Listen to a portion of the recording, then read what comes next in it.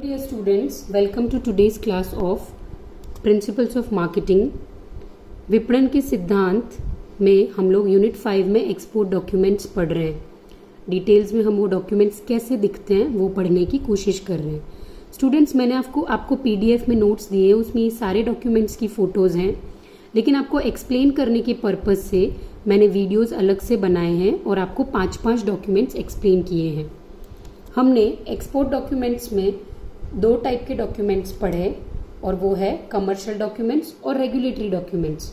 Commercial documents 15 types के होते हैं, जिसमें से 8 होते हैं प्रिंसिपल डॉक्यूमेंट्स जो हम पढ़ चुके हैं, और 7 होते हैं ऑक्सिलरी डॉक्यूमेंट्स, जिन 7 में से 2 हम पढ़ चुके हैं, 5 हम आज पढ़ने वाले हैं.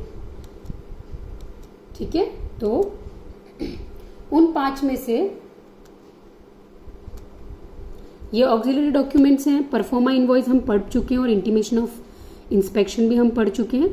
बाकी के 5 जो डॉक्यूमेंट्स हैं, shipping instructions, insurance declaration, application for certificate of origin, mate's receipt और letter to bank of collection और नेगोशिएशन ऑफ डॉक्यूमेंट्स, ये हम आज पढ़ने वाले हैं.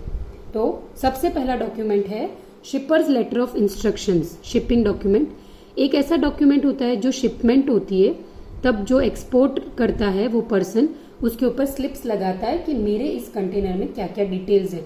आपको लग रहा होगा स्टूडेंट्स ये बहुत सारे डॉक्यूमेंट्स कॉमन है, इनको कंफ्यूज नहीं करना है, ऐसे क्लियर रखना है कि जो प्रिंसिपल डॉक्यूमेंट्स है वो मोस्ट इंपॉर्टेंट है, उसके साथ जो ऑक्सिलरी डॉक्यूमेंट्स है वो हेल्पिंग और सपोर्टिंग डॉक्यूमेंट्स है. ठीक है, वो नहीं भी हो तो काम चल जाएगा, पर वो होंगे तो इजीली सपोर्ट कर पाएंगे शिपमेंट को. इसमें वही सारी डिटेल्स हैं.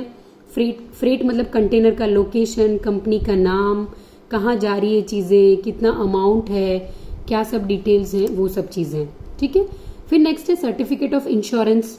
इसके पहले हमने पढ़ा है प्रिंसिपल डॉक्यूमेंट्स में कि इंश्योरेंस करवाना है, और ऑक्सिलरी में है फाइनल सर्टिफिकेट भेजना है कि ये हमारा इंश्योरेंस का सर्टिफिकेट है, हमने इस शिपमेंट का इंश्योरेंस करवा रखा है, ताकि रास्ते में या कहीं भी कोई प्रॉब्लम हो तो हमें कोई लॉस नहीं होगा, इंश्योरेंस से हम वापस मनी क्लेम कर पाएंगे.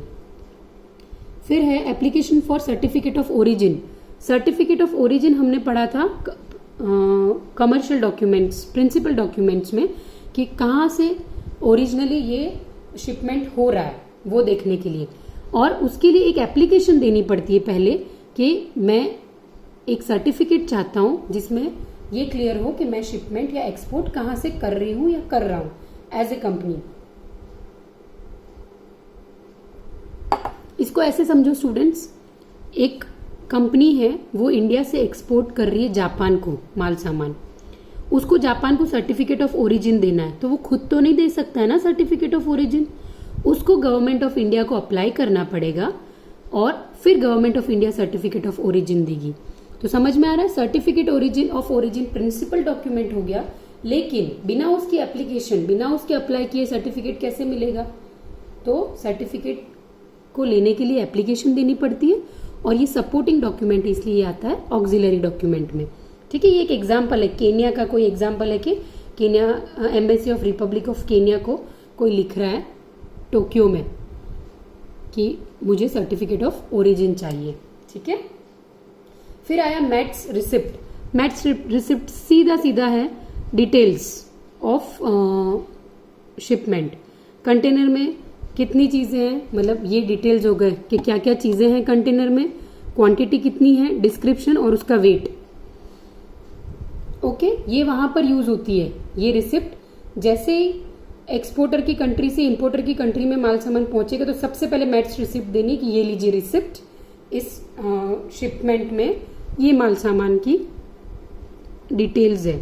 और ये सब डॉक्यूमेंट्स लीगल होते हैं स्टूडेंट्स, हाथ से लिखा हुआ, लिख के साइन किया हुआ, ऐसे कोई कागज एक्सपोर्ट इंपोर्ट प्रोसेस में नहीं चलते हैं. और फिर ये है बिज बैंक कॉरपोरेशन. बैंक को हमने डॉक्यूमेंट्स में पढ़ा था एक लास्ट में कि लेटर फॉर बैंक, ये वहाँ की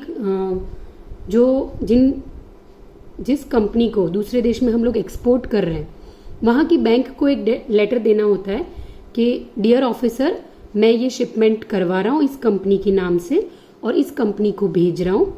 इस जो शिपमेंट है उसमें ये डिटेल्स हैं और शिपमेंट में पैसा ऐसे लेन देन होगा, वो सारी डिटेल्स बैंक को दी जाती है। तो ये सब डॉक्यूमेंट्स, एक समझ में आ रहा है स्टूडेंट्स आपको कि एक पूरा प्रोसेस होता है, उस प्रोसेस में बहुत सारे डॉक्यूमेंट्स, टोटल 17 डॉक्यूमेंट्स होते हैं कभी भी कोई भी शिपमेंट होता है, उसके अलावा भी बहुत सारे होते हैं, बट मेन बेसिक 17 होते हैं।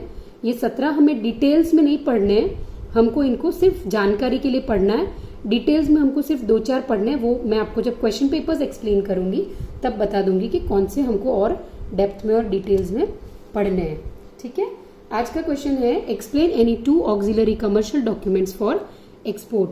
कोई भी डाउट हो स्टूडेंट्स, कुछ भी प्रॉब्लम हो तो मैंने PDF नोट्स दिए हैं, वो देख लेना, उसके बाद भी कोई डाउट हो तो मुझसे पूछ लेना और अच्छे से ये डॉक्यूमेंट सारे पढ़ना तो ही समझ आएंगे। Thank you.